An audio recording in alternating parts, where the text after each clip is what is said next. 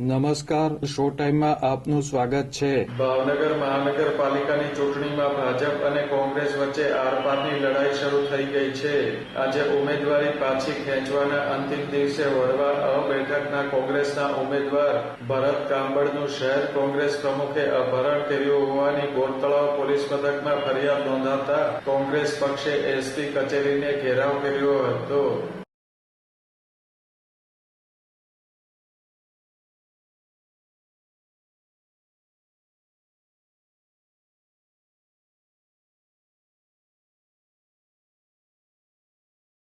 વડવા અ વોર્ડના કોંગ્રેસના ઉમેદવાર ભરતભાઈ રમેશભાઈ કાંબળ ચૂંટણી લડવા ઈચ્છતા ન હોવા છતાં કોંગ્રેસ શહેર પ્રમુખ મનોહરસિંહ ગોહિલ અને હરદેવસિંહે બળજબરીપૂર્વક ફોર્મ ભરાવી ભરતભાઈનું અપહરણ કરી ગુપ્ત જગ્યાએ ગોંધી રાખ્યા હોવાની ભરતભાઈના ભાઈ શૈલેષભાઈ કાંબળે બોરતળાવ પોલીસ મથકમાં ફરિયાદ નોંધાવી છે.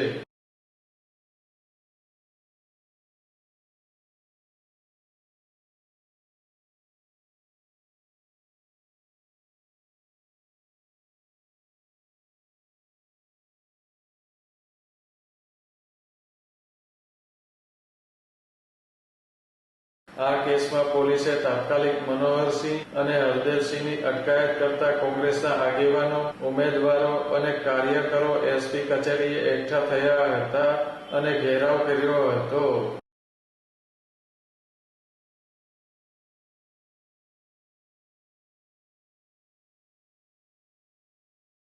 પોલીસ તંત્ર ભાજપના ઇશારે કામ કરતું હોવાનો કોંગ્રેસે આક્ષેપ કર્યો છે.